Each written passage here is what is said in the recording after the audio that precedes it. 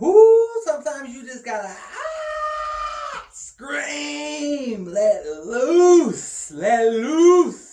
slap a mofo. No, don't slap a mofo. We said we gotta pay these bills, okay? End state is pay these bills.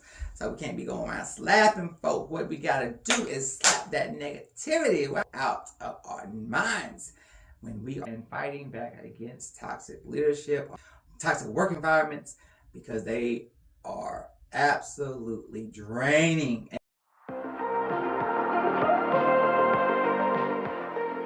And this brings us to lesson 3, burnout. Even not in a toxic work environment, burnout is very much real, okay? Because you're constantly going, and you have to take your mental breaks. All my folks who don't have a lot of drama happening right now, count your blessings. You are blessed, okay? I'm blessed. But you still need to take your vacations, all right? Go vacate, go emote, go and live, go to the beach. Don't go to the nasty ass beaches though. Wash the water. Don't put your toe in there if it's nasty. You're gonna walk away with a flesh-eating bacteria. But yes, go vacation. And if you think you can't go on vacation because you ain't got the money, you need to DM me so I can show you how to travel on a budget. But that's a different video. But yes, your boy be traveling, all right? So you need some suggestions, let me know. But we're going to get back to this burnout. Burnout is a thing. Burnout is going to wear your ass out. Your workplace, they got a lot of resources to help you with your burnout. But there's a caveat. That burnout had to be because you was chasing the objectives of the leadership mission. The strategic leaders want you to do what they want you to do, all right? And if you're doing that, they're going to absolutely take care of you. Oh, yes, you're tired, you're drained, you've been working hard. Thank you for these projects. Thank you for building our capital, adding to our profits. That, friends, yes, if you are burnt out because you are giving 110%, that absolutely, they are going to want to take care of you, okay? So you're on vacation, give you a little spa treatment, hey, take a little break, go home early, all right? Yes, they are going to find ways to entice you to keep that level going. At least they should anyway. But if you are on a different burnout, emotionally drained because you are fighting people that are protected by the leadership, then you are assed out. You are the rebel. You are the enemy. And this is war.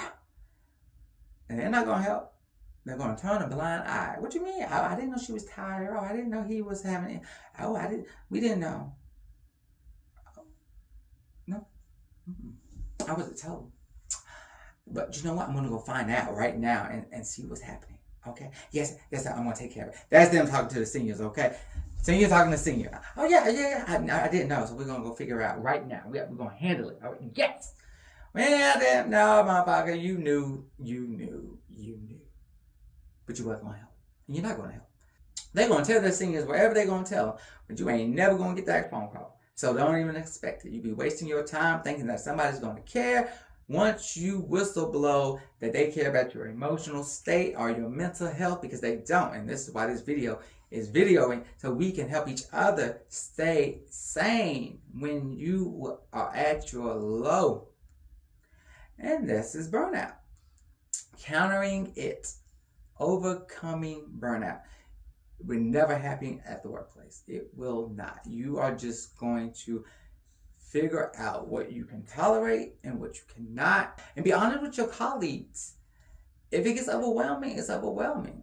If a colleague, colleagues, look at each other. If you see that person mentally struggling, intervene. Ask what's wrong. Or you might already know what's wrong, but ask how you can help. Is there anything that you can assist with today that might just take a little bit off of them?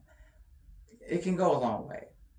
Hugging, ask the person first. Don't just run up on somebody, Respect the personal zone, okay? I don't know you like that, and I don't even know you brush your teeth today, okay? So back the fuck up, all right? And you don't even know they're the hugger type, all right? And then you don't know what all they've been through. An assault victim may not want you just running up on them, okay, or touching them, or from, even though you're trying to be sincere and give them that comfort, just make sure it's the right comfort, all right?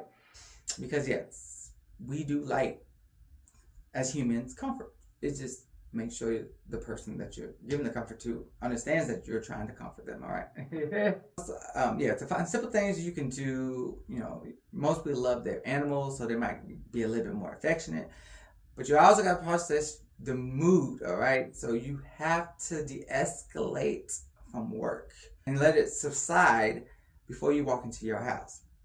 And this is where most people like, oh, my wife don't understand me. My husband is rude. I just trying to ask them about their day. They don't want to talk when they walk through the door.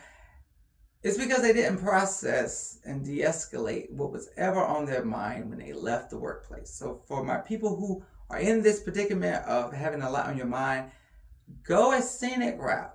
Go a little bit longer in the car and just let it emote. Let yourself debrief from the day.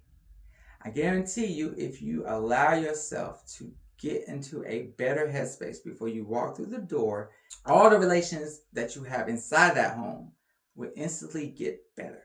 But this is if you care about the relationships. And you should, because they're your family. But we know how that goes. If you allow yourself the time to get into that headspace, that will allow you to take on communication, allow you to take on the over neediness of the dog, or the babe, babe, babe, or the dad, dad, dad, mom, mom, mom. You have that capacity now, because when you leave work, you're already, to be in this predicament, you're already full capacity, drained battery. It's not like you're on autopilot, but you can't live life in an autopilot. And this is why we're talking, so we can have things to help us not be on autopilot. Because your folks who love you are going to want that time with you, and you want to maintain that relationship. And in order to do that, you must process before you walk through the door.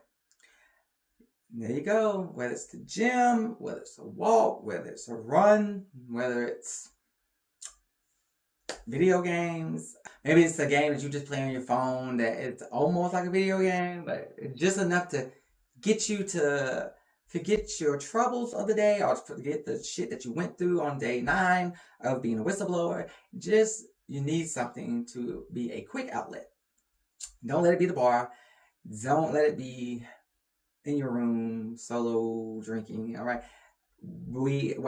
Drinking is nothing wrong with drinking. What we don't want is that this becomes the mental norm, because it's very easy to allow a not so productive coping measure. And we're trying to not get to a negative coping measure. So everybody, help us out. What are some positive other ways that we can battle this burnout that would be a consistency in this process? Let it linger. Think about what I said. Comment, let's have a talk. Let's see if we can keep building each other up. So, it's your boy EJ. Thank you for watching Justaboiandhiscamera.